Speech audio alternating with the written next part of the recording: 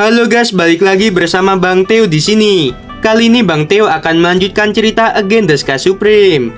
Buat kalian yang penasaran, langsung saja ya simak video kali ini.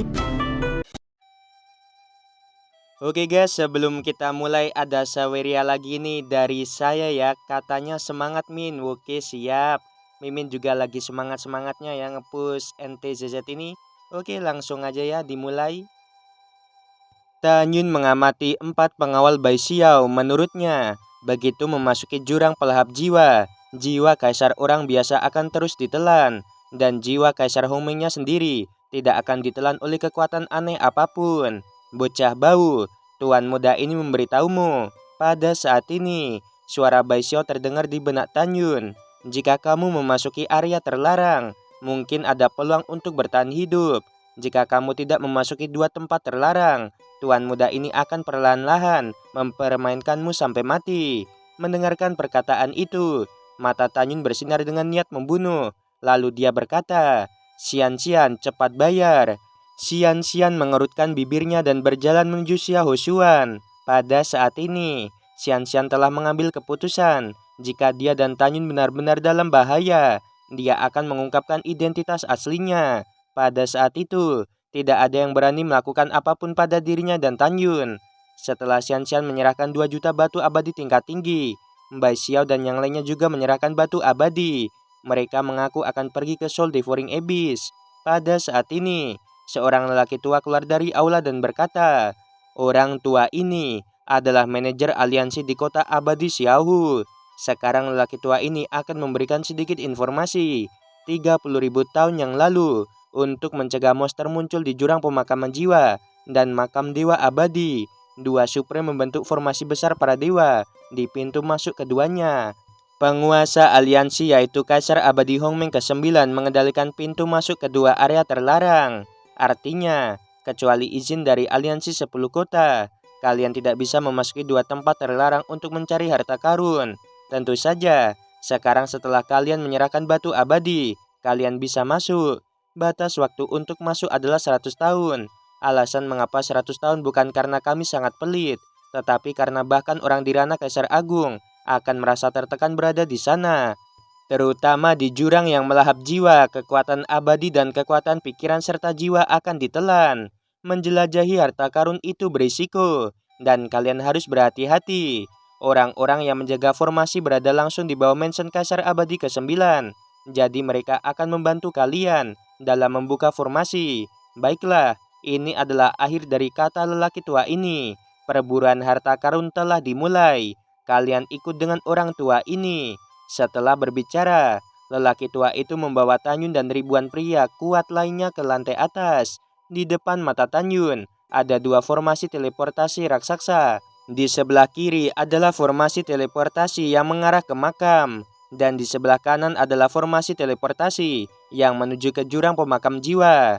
Karena 2 tempat terlarang sangat jauh dari sini, dibutuhkan setengah tahun untuk melakukan perjalanan. Orang tua ini menyarankan kalian untuk menghindari menghabisi orang dan mencuri harta karun. Jika tidak, kalian akan bernasib buruk. Orang tua ini telah menyelesaikan apa yang harus aku katakan. Semuanya, bersiap-siaplah." Mendengar ini, Bai Xiao mengirim transmisi suara pada Tanyun. "Nak, lebih baik kamu berharap kamu tidak bertemu denganku di dalam. Jika tidak, aku akan memberitahu kamu apa nasib menyinggung diriku." Setelah transmisi suara, Bai Xiao menyipitkan mata kepada Xian-Xian dan berkata dengan transmisi suara, "Kecantikan kecil, aku pergi dulu. Kamu harus menemui diriku segera." Bai Xiao tertawa tidak bermoral, dan dengan 123 orang kuat, dia melangkah ke dalam formasi teleportasi di sebelah kanan yang mengarah ke Soul Devouring Abyss.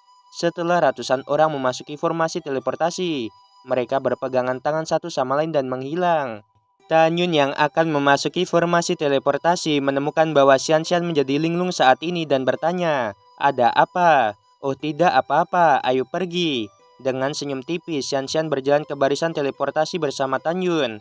"Beri aku tanganmu, kita pergi bersama, jangan berpisah." Xian-Xian mengelurkan tangannya yang lembut. Tanyun tersenyum cerah, meraih tangan ramping Xian-Xian dengan erat, dan kemudian keduanya menghilang. Xian-Xian diam-diam berdoa, "Ayah, aku sangat percaya bahwa kamu dapat menyelamatkan dirimu sendiri dari bahaya dan tunggulah aku. Dalam teleportasi, tangan Xianxian dipegang oleh Tanyun dan jantungnya berdetak dengan kencang.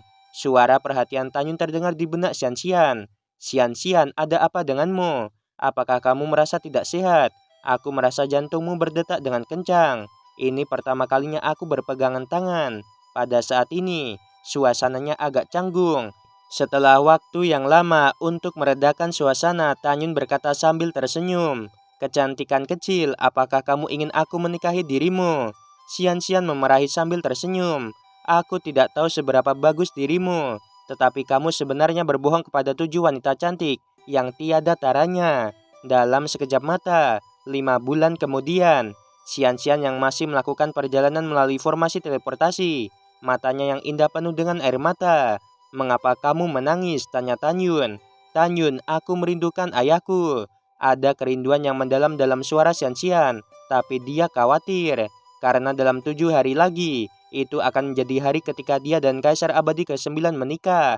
Tanyun menghibur. Apakah kamu tahu seperti apa ayahmu?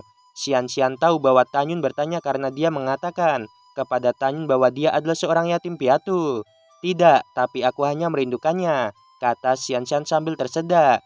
Gadis bodoh, janganlah menangis, kata Tanyun dengan lembut, dan dia tidak tahu harus bagaimana menghiburnya.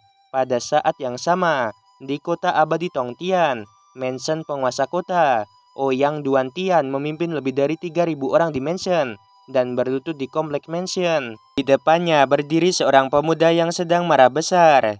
Pria muda itu mengenakan jubah emas, wajahnya tegas, fitur wajahnya tajam dan bersudut. Orang ini tidak lain adalah Kaisar Abadi ke-9 Fang Rulong.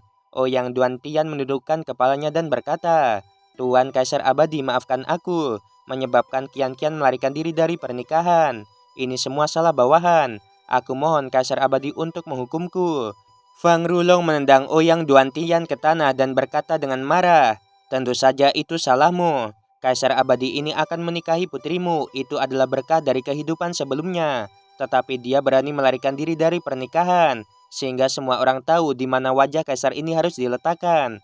Ouyang Duantian, Kaisar Abadi ini memberitahumu, jika bukan karena ayahmu telah menjadi dewa, Kaisar Abadi ini akan menghabisimu sekarang. Ouyang Duantian menahan amarah di hatinya, dengan ekspresi cemberut di wajahnya. Tuan Kaisar Abadi, aku ingin menemukan cara untuk memperbaiki reputasimu. Bagaimana cara menebusnya? Teriak Fang Rulong. Bawahan punya rencana. Ouyang Duantian berkata dengan hati-hati. Tuan Kaisar Abadi, bawahan ini segera merilis informasi, mengatakan bahwa gadis kecil itu tidak melarikan diri dari pernikahan. Hanya saja, dia merasakan akan naik kerana. Sekarang dia berlatih dalam pengasingan, karena Tuan Kaisar Abadi sangat baik. Jadi kamu setuju untuk menikah setelah gadis kecil itu meninggalkan pengasingan. Lalu bawahan ini akan mengumumkan kepada dunia bahwa masalah pelarian putriku dari pernikahan adalah kesalahan lidah. Karena putriku dan Kaisar Abadi saling jatuh cinta. Tidak ada yang namanya melarikan diri dari pernikahan. Mendengar ini, Fang Rulong mengangguk dan berkata, rencana ini layak, tetapi apakah menurutmu semua orang bodoh? Ouyang Duantian buru-buru tersanjung. Tuan Kaisar Abadi, kamu adalah makhluk tertinggi di alam abadi Hongmeng ke-9 ini. Siapa yang berani tidak mempercayainya? Fang Rulong berkata dengan kejam. Ouyang Duantian, Kaisar Abadi ini mendengarkan rencanamu, bukan untuk membantumu, tetapi untuk memperbaiki namaku. Kaisar Abadi ini akan memberi 10 tahun jika kamu tidak dapat menemukan Qian-Qian. Kaisar Abadi ini akan memecatmu sebagai penguasa kota. Mendengarkan hal itu, Ouyang Duantian tampak bersyukur dan bersujud. Terima kasih Kaisar Abadi. Hanya saja alam abadi Hongmeng ke-9 begitu luas. 10 tahun benar-benar terlalu singkat. Fang Rulong menginjak wajah Ouyang Duantian dan berkata dengan negatif. Menurutmu, berapa lama waktu yang dibutuhkan untuk mencari? Ouyang Duantian yang telah mengalami penghinaan diinjak-injak di bawah kakinya dan dengan hormat berkata, dengan kecepatan terbang bawahan ini, akan butuh 100 tahun untuk menyari. Ouyang Duantian, apakah kamu bercanda? Apa maksudmu? Kamu ingin Kaisar Abadi ini menunggu putrimu selama 100 tahun? Mata Fang Rulong penuh amarah. Tuan Kaisar Abadi, tenanglah. Ouyang Duantian berkata dengan gemetar. Ini akan memakan waktu paling lama 100 tahun. Jika putriku tidak ditemukan saat itu, bawahan ini akan meminta maaf dengan kematian." Setelah mendengarkan, Fang Rulong mengerutkan kening dan berkata dengan setengah tersenyum, "Kaisar abadi ini tidak memaksamu. Kamu sendiri yang mengatakannya. Jika kamu belum menemukan Kian-Kian dalam 100 tahun, kamu akan minta maaf dengan kematian. Apakah kamu yakin?" "Bawahan yakin," kata Ouyang Duantian. "Baiklah, sangat bagus," Fang Rulong berkata dengan ringan. 100 tahun untuk Kaisar abadi ini, itu hanya satu jentikan jari. Kaisar abadi ini berjanji untuk memberimu 100 tahun terakhir. Saat itu, jika kamu belum menemukan putrimu, maka kamu akan mati." Begitu kata-kata itu jatuh, Fang Rulong dipenuhi dengan aura Rana Kaisar Agung tingkat ke-11. Setelah dia naik ke langit, dia menghilang. Setelah Fang Rulong pergi, Ouyang Duantian berdiri dan berteriak, "Bawahan dengan hormat mengirim Tuan Kaisar abadi." Setelah itu, Ouyang Duantian meminta semua orang yang berlutut untuk segera bangun, dan dia kembali ke aula sendirian. Di aula, Ouyang Duantian dipenuhi dengan kemarahan. Fitur wajahnya sangat terdistorsi. "Fang Rulong, kamu bajingan. Kamu sangat mempermalukan diriku. Bahkan sebelum ayahmu naik, dia tidak berani memperlakukan penguasa kota ini seperti barusan. Setelah 100 tahun, aku pasti tidak akan menyerahkan putriku yang berharga. Sedangkan aku harus bunuh diri, itu hanyalah mimpi." Bintang berubah 1 bulan kemudian. Di formasi teleportasi yang gelap, Tanyun dan Xian-Xian yang telah berteleportasi selama setengah tahun tiba-tiba menjadi jelas. Kemudian, keduanya berpegangan tangan muncul di tepi hutan yang rimbun. Di belakang keduanya ada hutan tak berujung, dan 3 kaki di depan mereka ada tebing. Di atas mereka berdua adalah formasi yang kacau. Xian-Xian menjelaskan, "Tanyun, jurang di bawah tebing di depan kita adalah salah satu pintu masuk ke jurang pemakan jiwa. Struktur setiap pintu masuk seperti mata, dan diameternya dikatakan mencapai 500 juta mil. Jarak vertikal dari pintu masuk ke bagian bawah Soul Devouring Abyss mencapai 10 miliar mil. Di kekosongan di bawah pintu masuk, ada juga formasi teleportasi yang akan selalu diatur oleh aliansi, yang secara acak akan menteleportasikan mereka yang masuk. Selama kita berpegangan tangan dan melompat bersama, kita akan berteleportasi bersama." Mendengar ini, Tanyun mengangguk dan memimpin Xian-Xian menuju tepi tebing. "Agar tidak bertemu Bai Xiao dan yang lainnya, kita tidak bisa menunda dan segera masuk." Xian-Xian mengangguk, membiarkan Tanyun membawanya ke tepi tebing. "Oh iya, Xian-Xian, apakah kamu memiliki peta slip giok dari Soul Devouring Abyss?" tanya Tanyun. "Ya, aku memilikinya." Xian-Xian mengerutkan kening dengan ringan. "Tapi pada slip peta giok, hanya area dalam radius ratusan mil yang digambar. Peta di kedalaman jurang tidak ada. Aku juga mendengar bahwa semakin jauh kita pergi ke dalam jurang yang melahap jiwa, semakin sempit area tersebut. Dan kekuatan yang tidak dapat dijelaskan semakin menjengkelkan." Tanyun mengangguk untuk menunjukkan pengertiannya. Lalu dia berkata, "Baiklah, ayo masuk." Xian-Xian memegang tangan Tanyun dengan erat. Tanyun berkata dengan sedikit tersenyum, "Apakah kamu gugup? Jangan khawatir, setelah kamu masuk, kamu bisa bersembunyi di pagoda Ling Xiao, lalu berkultivasi." Xian-Xian berkata, "Aku sama sekali tidak gugup." "Kamu bilang kamu tidak gugup, tetapi telapak tanganmu sudah berkeringat." Tanyun berkata sambil tersenyum, "Jangan takut, ada aku di sini." Pada saat ini, Xian-Xian memang sangat gugup. Kita harus tahu bahwa dia adalah seorang putri. Dia dilindungi oleh banyak orang ketika pergi ke jurang pemakan jiwa, dan dia tidak pernah memasukinya sendirian.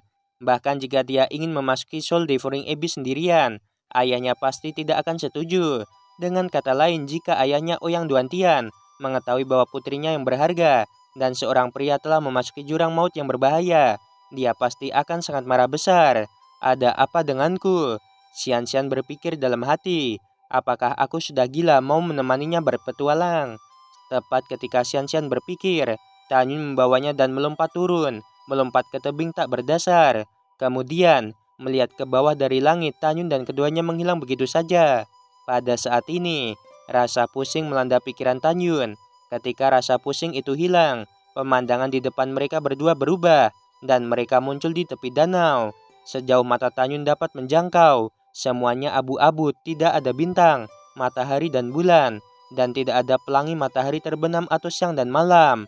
Hanya ada kegelapan tak berujung, menyedihkan seolah-olah terengah-engah. Segera Tanyun dan Xian-Xian merasa bahwa kekuatan abadi di dalam tubuh mereka perlahan berlalu, dan kekuatan abadi terbang keluar dari alis keduanya seperti seutas sutra. Pada saat ini, Xian-Xian merasa lagi bahwa kekuatan jiwa kaisar di benaknya juga perlahan menyusut, karena Tanyun memiliki jiwa kaisar Hongmeng dalam pikirannya, jadi tidak terpengaruh sama sekali. Setelah Tanyun meminta Xian-Xian untuk mengeluarkan slip giok peta, dia menemukan melalui slip giok peta bahwa arah di mana kekuatan abadi mengalir menuju sisi berlawanan dari danau. Selain itu, kekuatan abadi surga dan bumi di tempat ini hampir tidak ada. Tanyun mengerutkan kening dan berkata, menurut peta di slip batu giok, kita terbang jauh ke timur 60 mil, dan kita akan mencapai ujung peta. Xian-Xian, kamu memasuki pagoda Lingxia untuk mundur dan berlatih.